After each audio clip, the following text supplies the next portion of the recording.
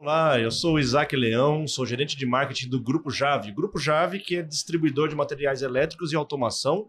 Nós somos originários lá de Joinville, mas temos uma unidade que vai, ano que vem, completar 30 anos aqui em Chapecó.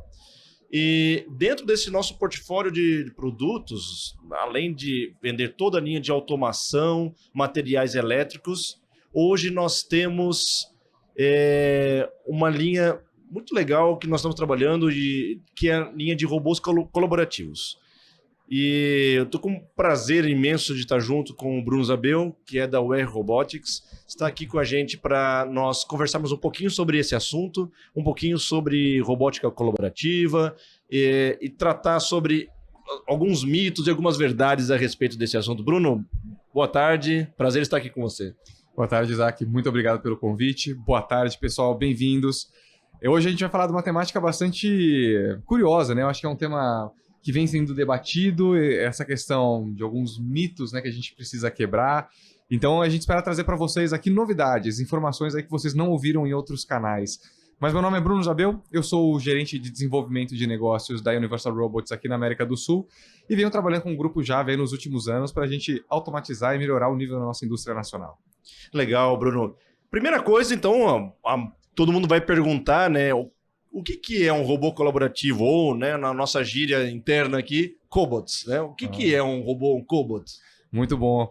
Eu acho que essa é uma pergunta que as pessoas, quando buscam na internet, elas recebem informações bastante superficiais. Então vamos aqui aproveitar para desmistificar um pouquinho. Mas antes da gente falar de um cobot, Isaac, que tal a gente tentar primeiro definir um robô? Né? Acho que é uma coisa importante, né? Uhum. Então, pessoal, robô, por definição, é qualquer máquina com mais ou 3 eixos que fazem movimentos coordenados, tá? Então, só para vocês terem uma ideia, essa tecnologia formalmente surgiu na década de 70, bastante impulsionado pelo segmento automotivo. Mas uma curiosidade, começando agora, sabia que a robótica ela surgiu, na verdade, na literatura? Não sabia. Pois é. Pessoal, na verdade, tem um escritor que chama Yassin Rotum, se eu não me engano. E ele criou lá nos anos de 1920, alguma coisa assim, o conceito dos robôs universais. Então, na literatura, ele descreveu máquinas mais poderosas que os seres humanos que pudessem fazer o trabalho pesado, aquele trabalho chato, monótono, e que não reclamasse, né, que não tivesse que pagar salários e tal. Aí, claro, né, na literatura, qual que é a trama? No final das contas, os robôs começam a ter sentimentos, né? Mas é a questão da literatura. Mas o que a gente tira disso é que o sentimento do ser humano de buscar uma máquina que faz aquele trabalho que ele não gosta já é bastante antigo, né? Então, beleza. Robô surgiu há anos atrás. O que é o colaborativo? É uma classe nova de robôs que surgiu em meados ali de 2005, 2018, que visa ter uma máquina para trabalhar com o ser humano. Então a ideia é que o robô colaborativo seja visto como uma ferramenta de trabalho, algo para auxiliar a pessoa, e não necessariamente substituí-la, né? Então daqui a pouquinho eu acho que a gente vai entrar também nessa temática aí bastante discutida. Sim, porque dentro desse novo conceito, né, uma nova classe que começou agora, a gente tem que entender, será que eu consigo aplicar isso em qualquer lugar? Qual que é a aplicação mais... quais são as aplicações onde eu posso trabalhar com os robôs colaborativos?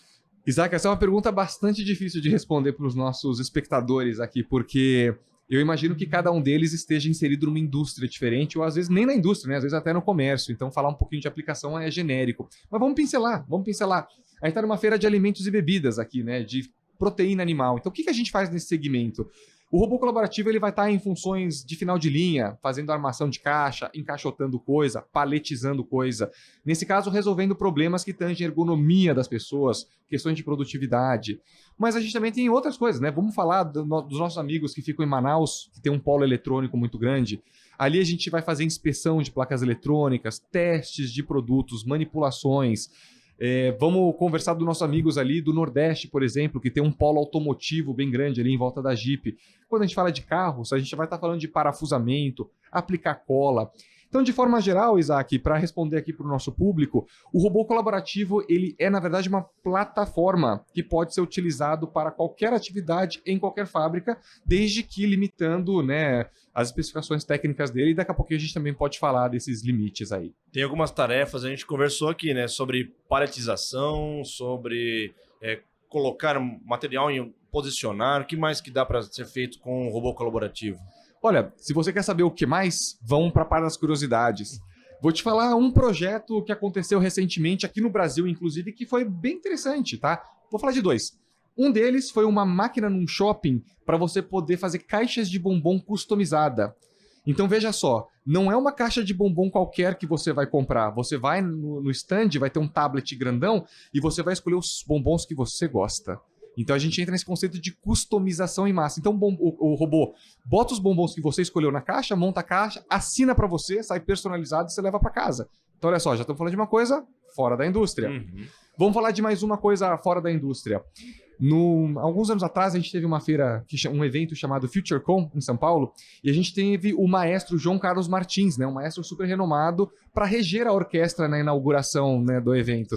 Só que ele tem um pequeno... Eu esqueci o nome da doença que ele tem nas mãos, que ele perdeu os movimentos, e ele não gosta de reger usando um tablet, porque ele gosta do papel, ele faz anotação, tal, então ele queria usar papel. Então como que a gente fez para resolver? Colocamos um robô colaborativo para ele utilizar como uma ferramenta, e quando ele precisava virar uma página, a partitura, ele apertava um pedal, o robô virava a partitura para ele. Então, olha que bacana o robô sendo a ferramenta de uma pessoa. E a gente também entra nesse mundo, né, do disability, né, de poder ajudar pessoas com deficiências também. Deficiência, até com talvez mais idade ou que tem algum tipo de dificuldade, né? E eu imagino, quando eu vou falar de robô, que é uma coisa extremamente complexa e difícil de ser implementada. Isso é verdade com os robôs colaborativos também? Isaac, essa é uma ótima pergunta e é algo que é recorrente. Muitas pessoas, clientes ou até interessados, curiosos no assunto, nos questionam sobre isso. Então, eu acho que esse é um ponto importante da gente colocar uma divisão, um divisor de águas. Falamos que o Cobalt é uma nova classe, certo? Então, essa nova classe ela veio com alguns diferenciais. Uma das coisas que é diferencial é a programação fácil, a interface ela é amigável. Ao nível de que a gente tem crianças hoje do SESI, então caso Brasil, até para compartilhar com o pessoal, que com 6, 7 anos de idade já estão sendo expostos a esse tipo de tecnologia. Então você vai me falar que uma criança de 6, 7 anos sabe programar robô? Não sabe. Não. Mas através de uma interface bastante amigável, ela consegue. Então o Cobalt, ele, além, né, de ter essa facilidade da programação, é uma tecnologia um pouco mais leve. Então tem uma questão da portabilidade, de ser usado para várias coisas. Ele é seguro para trabalhar do lado de pessoas. Então, quando a gente fala de normativa de segurança, tá ali. Isso era uma coisa que eu queria perguntar. Aliás, eu vim desse mundo de segurança, né? Quando eu olho para um robô, eu vejo aquela carenagem em volta do robô, eu vejo toda a infraestrutura que eu tenho que ter, preparar para colocar aquele robô ali no meio, né? E hoje eu olho para os robôs colaborativos. Bom, daqui na feira nós estamos expondo, inclusive no nosso stand do Grupo Jave, você vai poder ver um robô colaborativo em ação. Ele não tem proteção. Será que é só porque é uma feira ou a gente pode trabalhar assim realmente sem essas grandes proteções em volta dele? Ótima pergunta, Isaac. Se a gente pega historicamente, por que o robô precisa dessas proteções? Porque naturalmente é um elemento perigoso, né? Ele se mexe, tem força, velocidade, momento de inércia. Então a gente coloca grade para garantir que uma pessoa não se machuque perto dele. Acontece que a classe dos robôs colaborativos ele ganhou uma habilidade extra, que é a habilidade de sentir forças e torques externos. Então, quando a gente vai colocar uma aplicação para trabalhar ao lado do operador ou sem grades, naturalmente a gente faz apreciação de risco. O processo é o mesmo da robótica clássica. Só que por ele ter essa habilidade, isso nos permite, nos possibilita trabalhar sem equipamento de segurança. E o que eu chamo de equipamento de segurança?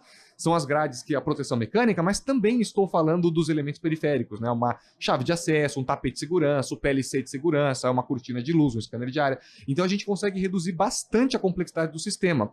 Mas, de novo, o robô é colaborativo, mas se eu estiver manipulando uma faca... Sim, aí a faca não é colaborativa. Exato. Então aí a gente tem que pensar sempre no conjunto, né? Então acho que esse é um ponto bastante importante que a gente escuta muito no mercado, que o pessoal ainda não entendeu muito bem. O braço pode ser colaborativo, a garra, a ferramenta pode ser colaborativa, mas às vezes o produto não é. Isso significa que a gente tem que enclausurar? Não. Isso significa que a gente tem que engenheirar melhor a ferramenta para proteger o operador. Então aqui a gente entra no mundo da mecatrônica bastante curioso de engenhosidades para pensar qual é o melhor método para ter uma automação híbrida, para poder deixar o robô sem esses aparatos extras, porque isso implica em custo de projeto, seja de hardware ou de integração, interlock entre as coisas, manutenção dessas coisas, a área que essas coisas ocupam. Então a gente consegue abordar esse tema de uma forma um pouquinho diferente. Porque falou da área onde ocupa, eu imagino muito que em qualquer lugar que eu esteja, eu consigo, de repente, aplicar aquilo sem ter que mudar muito meu layout, que é um desafio de muitas indústrias, ou olharem um robô, seja ele colaborativo ou não, e falar, como é que eu vou colocar esse equipamento aqui? E a vantagem do robô colaborativo é essa flexibilidade da gente colocar em posições que normalmente nós não esperaríamos que o robô pudesse ficar, né? Eu acho que é dessa forma que funciona, né? Perfeito, Isa. Eu vou compartilhar um caso com você que aconteceu há alguns anos atrás. Um cliente nos procurou para automatizar um processo de colocar o produto na caixa. Só que o ritmo produtivo dele era um pouco rápido e ele queria automatizar por completo. E a gente falou, poxa, o nosso robô não foi feito para isso. Desculpe, mas eu acho que vale a pena você procurar os fabricantes de robótica clássica. E o cliente fez isso. Só que aí o que ele descobriu? Que não ia caber na sala. Então, assim, não cabia outro tipo de robô ali. Então, qual foi a solução? Usar um Cobalt, só que para que a gente atingisse o ritmo produtivo, a gente também teve o operador em cena. Então, uma automação híbrida no qual robôs e pessoas trabalham juntos no processo. E aí conseguimos uma solução bastante compacta e ficou super bonito. Agora, aqui o tema é cobots, mas eu entendo então que ainda existe um mercado para os robôs não colaborativos também. A gente tem que entender que podemos trabalhar de várias maneiras e trazer para nós aqui cobots, mas ainda existem algumas outras aplicações que, de repente, o colaborativo não seria o ideal, né? Mas a gente tem que entender isso também, né? Uma coisa não substitui a outra, né? Isaac, perfeita colocação, perfeita. E isso é, inclusive, um ponto que eu ressalto muito nas discussões. A gente não veio para substituir os robôs clássicos, a gente veio para abordar e automatizar um nicho que antes não era possível. Então, assim, os nossos concorrentes hoje, eles trazem a robótica colaborativa como, é a resolução de todos os problemas. Só que nós, com uma experiência de mais de 75 mil robôs instalados, a gente sabe aquilo que funciona, aquilo que não funciona, e é nosso papel como consultor de negócios ajudar o cliente a selecionar a aplicação ideal para esse tipo de tecnologia. Nós somos os primeiros a falar não, se não é. Então, um exemplo para o pessoal aí de casa. O que é uma aplicação para um robô convencional? O que é uma aplicação para um robô colaborativo? Tudo aquilo que é sobre-humano, ou seja, muito pesado ou muito rápido, ou seja, nós não conseguimos fazer, é uma aplicação que é para a robótica clássica, para aquilo que já existiu. Se o processo pode ser realizado por uma pessoa e a gente consegue fazer com até 3 dedos, cara, é uma aplicação ideal para um robô colaborativo. Então, essas que a gente comentou no começo, elas são bastante factíveis e ideais para esse tipo de tecnologia. Voltando agora para o Cobots, existe não só ele, mas uma série de componentes periféricos, né, que eu vou ter que trabalhar. Então, na hora da gente for colocar isso na prática, o que é que a gente tem que levar em consideração que está em volta desse robô colaborativo? Pergunta difícil também, Isaac. Vamos lá, mas muito bom. Pessoal, assim, a gente trabalha com braços, né? Então, o braço colaborativo, o braço robótico, ele vamos pensar no nosso braço, sem a mão, tá? Então, esse é o braço que a gente trabalha, é a plataforma. E aí, o que vai além do braço? A gente vai olhar o processo do cliente e, dependendo do que ele visar automatizar, a gente seleciona um tipo de mão. Essa mão, ela pode ter 2 dedos, essa mão pode ter 3, essa mão pode ter ventosas a vácuo. Às vezes, o processo precisa de olhos, né? Que nem um operador, às vezes precisa ver onde estão as coisas. Então, a gente usa visão computacional. E aí, existe uma outra disciplina de visão 2D, visão 3D, visão para metrologia, que a gente está falando de uma visão muito mais peculiar, muito mais precisa. Às vezes, o robô precisa de roupa. Ah, como assim roupa? Pô, vou colocar o robô numa câmera fria, numa câmera quente, vou colocar ele para soldar, vai ter respingo de sol, tem que colocar roupa. Às vezes eu tenho que higienizar o robô, de repente, se eu for colocar dentro de um frigorífico? Perfeito. Ou às vezes ele precisa de pés. O que significa robô com pés? A gente fala daquela disciplina dos carrinhos, né? Muita gente conhece a AGV. A AGV são veículos que seguem faixas, sejam pretas ou eletromagnéticas, no chão da fábrica. E agora a gente já tem uma nova disciplina que se chama AMR, Autonomous Mobile Robots, ou seja, são os robôs que hoje eles conseguem mapear o ambiente e saindo pela fábrica. Então, imagina isso, a gente tinha um braço, coloca mão, coloca olho, coloca pés e ainda dá para colocar cérebro, né? Porque a gente está na fase da AI, então agora o que não falta é o algoritmo de AI aplicado. Então, a grande beleza da coisa, Isaac, é que a plataforma que a gente criou, ela é aberta. Então qualquer pessoa no mundo que queira desenvolver algo para essa plataforma vai ter um acesso ali, vai poder fazer isso. E hoje são mais, sei lá, de 400 empresas homologadas que fazem esse tipo de periférico para compor uma solução. É legal que essa solução, nós como Grupo Jave, nós podemos ajudar desde o início até lá no final, né, nesse processo como um todo. O Grupo Jave, ele oferta não só o robô, que nós estamos comentando aqui, mas também todos esses componentes periféricos. Eu tenho o sensor, eu tenho o cabinho, eu tenho, de repente, até alguma carenagem que eu possa ajudar a gente montar todo esse arsenal, né? Então, eu vejo que nós temos muito a agregar. Além disso, nós temos especialistas na área para ajudar nessa consultoria, desde o início, concepção do projeto. Nós falamos aqui sobre nem tudo se aplica, mas tem muitas outras coisas que eu não imaginava que se aplicaria, que dá para a gente colocar um robô colaborativo. Nós, do Grupo Java, podemos ajudar a gente raciocinar, pensar isso em parceria com a UR, e nós podemos achar soluções que, de repente, eu achava que era melhor para um lado, vamos agora para outro. Afinal, aqui vai me trazer uma produtividade melhor, aqui vai me dar algo mais benéfico para o meu dia a dia, e vai ajudar bastante, né? Então, eu entendo que nós podemos ajudar dessa maneira. Vamos falar um pouquinho sobre... Só para complementar um pouquinho, Isaac. Pessoal, vocês que estão aí em casa ouvindo esse podcast, se vocês tiverem interesse em fazer uma avaliação de fábrica, a gente faz uma visita e faz um levantamento, entrega para você um relatório falando, olha, aqui estão as top 3 oportunidades para você poder aplicar. E aí a gente ajuda de cabo a rabo. Isso é parte do nosso dia a dia. E eu acho que o Grupo Jave, por estar presente em todo o estado, tem uma facilidade muito grande, uma agilidade muito grande em poder ajudar vocês. O Grupo Jave, ele está presente em todo o estado. Em Santa Catarina, nós também estamos presentes em todo o Norte e Nordeste. Então, desde Manaus até lá a faixa litorânea do Nordeste, Bahia, e todos os nossos estados, nós estamos presentes lá. Então, contem com a gente também, se você tiver alguma unidade nessas regiões. Um pouquinho sobre nossas experiências aí, casos que nós aplicamos, que a UR aplicou, que você gostaria de mencionar aqui, casos reais, coisas que realmente fizeram diferença na vida, de repente, de uma pessoa que trabalhou com robô colaborativo? Essa é uma boa pergunta e eu vou falar que é difícil de responder porque a gente tem bastante coisa interessante para compartilhar. Mas, Isaac, para esse ponto, deixa eu trazer um primeiro projeto que a gente fez aqui no Sul, dentro de um segmento moveleiro, que é uma história bastante bonita. Tradicionalmente, o segmento de móveis não tem muito robô, né? Porque robô sempre foi utilizado em automotivo, fábricas de alto volume, baixo mix, né? Então, começamos a conversar com eles queriam implementar, mas não tinham nenhuma ideia de onde aplicar. Então, junto até com uma instituição de ensino, né, a federal da região, eles fizeram um estudo em conjunto para determinar qual seria o posto de trabalho mais interessante para trazer não só ganhos operacionais para a fábrica, mas também financeiros e também sociais, né? Então, a empresa já estava pensando também no ser humano, então isso eu achei uma coisa curiosa. Então determinamos ali um posto de lixamento e ficou muito interessante o processo todo, porque houve um input da academia, né, de pesquisa, houve um input de fabricante, do cliente, e no final das contas, né, quando a gente implantou essa solução, quem mais se beneficiou no final das contas foi a própria operadora. Porque, vamos pensar comigo, ela é uma moça que deve ter hoje, nesse caso, uns 50 e poucos anos, e ela passa o turno inteiro dela fazendo lixamento de quadro de janela. Então, imagina a quantidade de pó, esforço físico. Muito esforço, né? Cara, é um trabalho repetitivo, cansativo e é um ambiente também meio inóspito, né? Bastante. A pessoa sofria no trabalho, ela mesma relata isso, né? Então, quando colocamos um robô, olha que coisa bonita. Não entrou o robô para substituir a pessoa, que é o que sempre aconteceu na história da automação.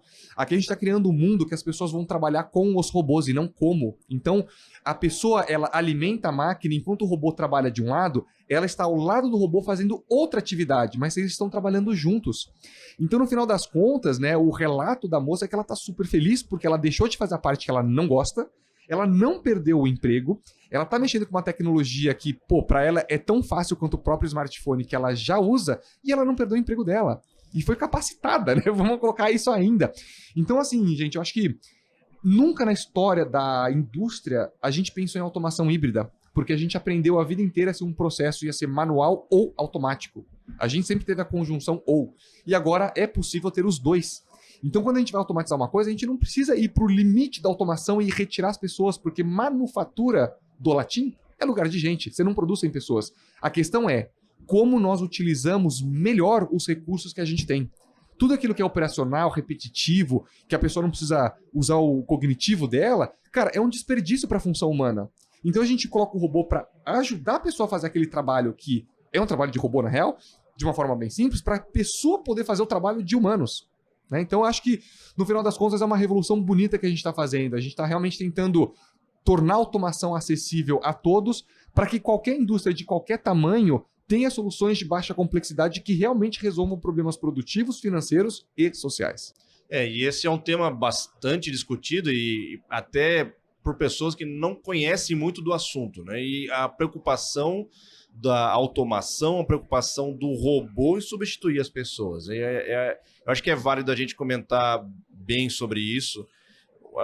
O teu exemplo foi bem legal, porque de repente não é justamente colaborar, né? Colaborar com o que o ser humano está fazendo, tem que tá junto esse nome, né? Então eu tô mudando um pouquinho o cenário, tirando aquele esforço repetitivo, aquele trabalho que era muito difícil, né, para ele executar, colocando na mão do robô, mas eu não tiro a pessoa dali.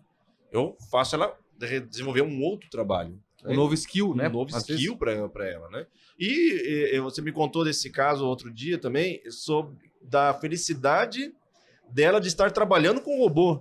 Né? Chegar em casa e falar, olha, eu trabalho com um robô. Eu programo o robô. Eu programo o robô.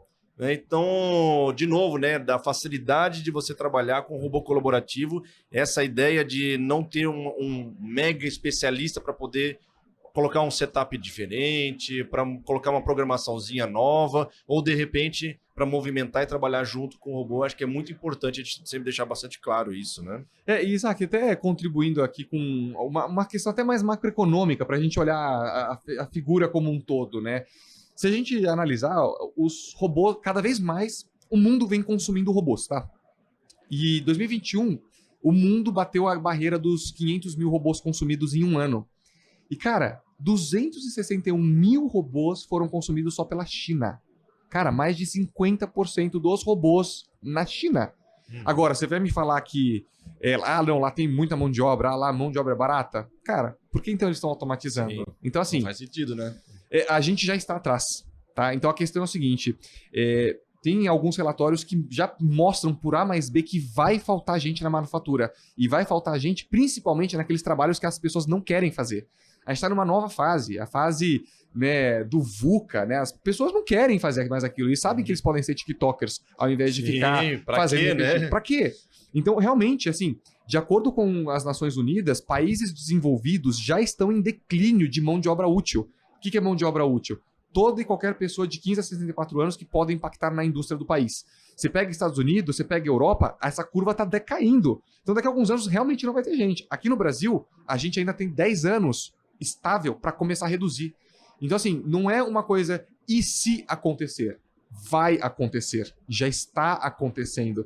Então, a gente vive citando o caso, a Kodak, né, no mundo, quando saiu do analógico para o digital, a gente está vivenciando exatamente isso agora, nessa fase da robotização, da automação e principalmente modelos híbridos, né, automações que sejam projetos mais simples, mais rápidos, mais versáteis. O mundo precisa relançar produtos mais rápidos, o mundo está mais rápido.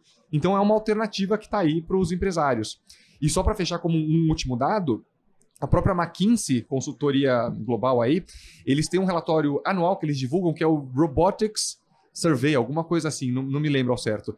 E eles já viram que todos os executivos de grandes multinacionais vão dedicar de 5 a 10% a mais de CAPEX, ano após ano, para automação. Sabe qual que é o risco dos caras? Hoje, de acordo com o relatório, eles não conseguem medir muito bem esses benefícios e ter um pouco de medo de capacitação de mão de obra. Só que quando a gente fala de robótica, né, não estou falando de automação, falando da robótica especificamente, os ganhos são muito mais tangíveis. É possível calcular. E quando a gente fala sobre capacitação de gente, não é uma barreira para nós, sabe? Então, assim, eu vejo que existe uma grande oportunidade hoje. Legal. Indo para o final aqui, futuro. O que vai acontecer, Bruno? Você está bem por dentro, né, do mundo da robótica colaborativa. O que vai acontecer? O que você vê? Como é que você enxerga o futuro aí do mundo falando de robôs? Bom, primeiro eu vou falar o que a Federação Internacional de Robótica acha que vai acontecer, porque é uma referência bastante forte, né? Eles estão vendo que o crescimento da robótica ele vai ser muito mais forte fora da indústria do que na indústria. Olha que coisa interessante. Robô em bar, robô em restaurante, sabe? Robô ajudando reposição de produto em prateleira de supermercado. Cara, é esse o futuro que vai crescer, é fato. Agora, o que o Bruno tá vendo acontecer? Eu tô vendo um ponto de inflexão chegando, que vai ser o momento que a robótica colaborativa, processamento de imagem, AI e 5G entrarem em ramp-up total, e a gente vai ter uma revolução em como essas tecnologias conversam. Então, eu estou vendo uma nova maneira de programar robôs, muito mais, até mais intuitiva do que é hoje, aplicações sendo feitas de maneira mais remota, mais rápida, e cara, assim, eu vejo na hora que a gente tiver essa conectividade 5G, o controle entre fábricas vai ser diferente. Então eu acho que o próximo grande salto é a junção dessas 4 tecnologias na hora que todas estiverem embarcadas em um sistema único. E não estamos falando de coisa muito distante, estamos falando de poucos anos à frente. Eu vejo, né, a robótica como um todo, ela ainda tem aquela falta da sensibilidade humana, né, de eu olhar detalhezinhos e eu preciso de uma pessoa para dá um apertãozinho aqui e a gente coloca ainda na mão de uma pessoa para fazer isso. Hoje o robô ele já pode substituir isso? Ou você vê que isso vai acontecer com o tempo? Isaac, de uma forma bastante prática, eu vejo que é o seguinte: trabalho de robô vai ser feito por robô, trabalho de gente vai ser feito por gente. Só que esses trabalhos, eles não são binários. Tem trabalho que uma parte do trabalho é robô e uma parte do trabalho é humano. Então vamos sair do sistema binário, vamos para o sistema quântico. A gente tem que pensar num aspecto maior. Então eu acho que depende, vai ser caso a caso, e é a engenhosidade humana que vai criar essas soluções inovadoras. Então, essa solução que a gente falou do lixamento e tal, cara, não existe no mundo. Isso foi criado aqui no Brasil e foi uma coisa linda, incrível, que, cara, ajudou todo mundo. Ajudou a empresa, ajudou o colaborador, enfim. Então, para você ver que não é binário, uma parte do trabalho... só para até incluir o seu comentário, que ele foi muito pertinente. O robô faz a lixação bruta. Só que a moça, ela faz o delicado, aquele acabamento que é o que você falou. Isso. Então, tá vendo como as coisas se encaixam? Tem coisinha que o robô vai deixar passar batido. Ele não foi feito para pegar essas minúcias, né? Matéria-prima é matéria-prima. Vem cada uma de um jeito, né? Então, às vezes a pessoa tá ali, às vezes é importante estar lá. Então essa é a coisa bonita que tá para acontecer. Legal. Muito obrigado, Bruno. Foi muito bom conversar sobre isso. Eu ficaria horas aqui falando sobre esse assunto. Gosto muito de tecnologia, mas eu estou numa empresa que vende isso, que é o Grupo Jave. Então, conte conosco para que você possa aplicar essa tecnologia. Como o Bruno falou, isso está acontecendo. No Brasil há muito investimento e eu tenho certeza que a gente vai conseguir te ajudar a achar uma solução. Conte com o Grupo Jave, conte com a UR e, de novo, obrigado, Bruno. Valeu, Isaac. Brigadão. Pessoal, precisando, entre em contato aqui com o Grupo Jave que nós vamos ajudar vocês. Valeu. Valeu.